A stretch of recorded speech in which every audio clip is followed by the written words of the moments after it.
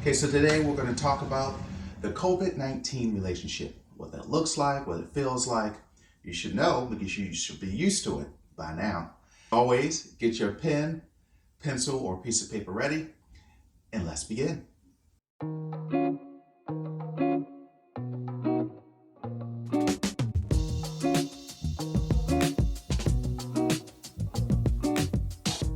Okay, so we're going to talk about 5 points related to the COVID-19 relationship. I'm only going through five. There's probably 10, 20, or 30 of them, but we have enough time for five. And I'm going to highlight sort of the five most discussed, most listed issues that I'm seeing and hearing from folks since COVID-19. All right, so the first one is sleep. In sleep, what I mean by that is where are you sleeping? Are you sleeping in the bedroom with one another? Are you sleeping in other places in the house? But when you're thinking about sleep, I want you to think about what were you doing prior to COVID-19? Were you going to bed at the same time? Were you going to bed at different times? Were you making an effort to really spend time together in the bedroom before you went to sleep? If you weren't doing that, then chances are you're going to continue to do those same behaviors. So what do you do about that? You actually need to be in the bedroom at the same time that you're ready to go to sleep. For example, if both of you are going to go to bed around 10 o'clock p.m., if that's sort of a norm, something that you normally do, I want you to pay close attention to that because at 10 o'clock, that means both of you should be in the bedroom. Doesn't necessarily mean both of you need to go to sleep, but you should be in the same bedroom. If one partner falls asleep, that's fine. The other partner can just wait until the other partner falls asleep. If they're not sleeping, they can sit there and hang out, watch television. If it doesn't keep the other partner up, listen to something in their headphones or iPods or whatever you use. And then afterwards, you may leave the room if your partner's asleep. But the key here is to make sure you actually come back.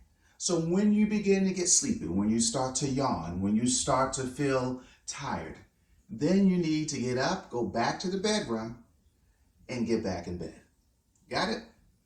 So point number two, second one, we're going to talk about how folks are noticing nowadays that they are experiencing a lack of sex. Okay, I'm saying a lack of sex, not a decrease, because either you're having sex or you're not having sex. And typically during this time of COVID-19, if you were not having a lot of sex before, your chances are you're not having a lot of sex now. That should tell you a couple of things. One, it should tell you perhaps there's more of an issue, not just around sex, but around what goes into sex. In another video, we'll talk more about sex, what that is, what it looks like, why it's necessary. But right now, what we're going to talk about is the lack of sex. So if you're experiencing a period where you're not having sex at all, not the end of the world, there are things you can do to increase that. There are things you can do to spark interest between you and your partner. If you are having sex and you're noticing that the sex is sporadic, that you want more in terms of quantity or the quality isn't what you would like it to be, there are things you can do around that as well. But we'll talk more about that later. But in reference to sex, what I want you to do first thing is have a conversation with your partner about it. Find out what they want. Find out what they like. Find out what they're into. Your sexual desires and interests will change over time. As you learn more about it, as you're more comfortable with your body, as you're comfortable with your partner's body, chances are you'll want to do different things. You'll want to do more one thing and not the other. And so that requires you to have a conversation with your partner to find out what it is that you two can do during this time period so that you can spice things up, so you can really enjoy one another. Okay? So next thing I want to talk about is how sometimes during this period, I'm noticing folks are separating themselves from the family. And what I mean by separating yourself from the family, I mean the family may be in one room and you're in another room. Well, you've been with them all day. You've been with them all night. You've been with them all weekend, all week. You haven't left the house to go on a vacation. It's not like you're getting up, going to a bar, going to a club, hanging out with other friends that you may have because you're afraid you may spread COVID-19. So what do? One of the things I want you to do is think about doing some things you wouldn't normally do. For example, I want you to think about games. Designating one night, maybe during the week, that you're going to have play games with the family, where you would do spades, where you would do Monopoly, where you would do Uno. Then you can designate maybe another night where you would actually watch movies. Not so much, just focusing in on the newest movie that's out, if they're still being made and produced and directed. But what I want you to do is focus on some of the older movies that you enjoy watching during your childhood, or something that you've seen 10, 20, 30 years ago that you enjoyed and maybe your children hadn't seen yet. I don't know. Have they seen E.T.? Who knows? So think about it. Try to bring up some of those things that you think that your family would enjoy watching. So that could be a movie night. The other night you can designate perhaps as a cooking night. And what you do is you make sure you plan a menu where there's something that everybody can do, right? Someone can prep the meal, maybe get the vegetables together. Someone else can prepare and have the meat prepared, so that can be cooked. Someone else can prepare something else. So just take your time, think about some of these things. I just gave you 3 suggestions, 3 different nights you can have.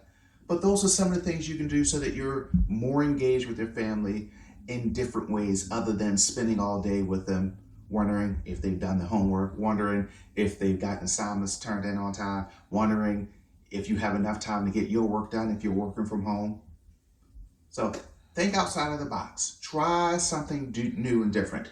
The other thing I want you to think about is during this time, people are talking about they're having a decrease in communication, meaning they're not talking much.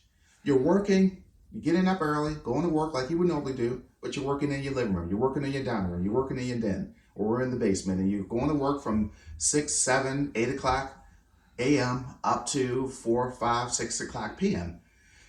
However, because of COVID-19, it's very easy for you not to cut off at 5 and 6 p.m. You're working even longer just to get the job done.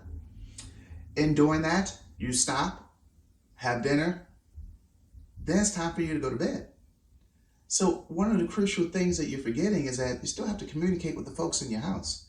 You still have to do what you would normally do. If you got up and went to work every day and came home and inquired about their day, inquired about what their day was like, what they did, how they enjoyed it, you want to continue to do those things. Don't stop doing those things, all right? Now, the last thing I want to talk to you about is very, very, very important, and that is a decrease in interest in activities. So sometimes, that could happen, particularly during COVID-19. People may do some things that they're accustomed to doing, and then they stop doing them. A good example of that would be this. If there are some things that you would do outside of the house, and you can no longer do them because the place is closed, because you can't get in, because it's not open yet, or because there's no vaccine and you're not leaving the house, you're not doing those things until you know it's safe for you and your family. Well, I want you to think outside of the box and do something different. For example, most of your parks are still open. It's very possible that you can do a short hike if you want. That way you're getting outside the house, getting some sun, getting some physical activity. There's fishing. Depending on where you live, there's fishing and crabbing. Depending on where you live and what you do, you can also, if you aren't already doing it, there's some hunting. There is, you certainly you can in certain places go to the range and practice if that's something that you do, but find an alternative way of practicing other than going to the range, if that's possible where you live, right? So what I've done is just kind of quickly went over some thoughts, some ideas, and things that I'm hearing and seeing from folks in reference to COVID-19. I want you to pay close attention to them. Make sure that you're not falling trapped to doing some of these things. I want you to think outside of the box and do something different. So thank you for tuning in to Conversations with a Black Male Couples Therapist, and I'll talk to you soon.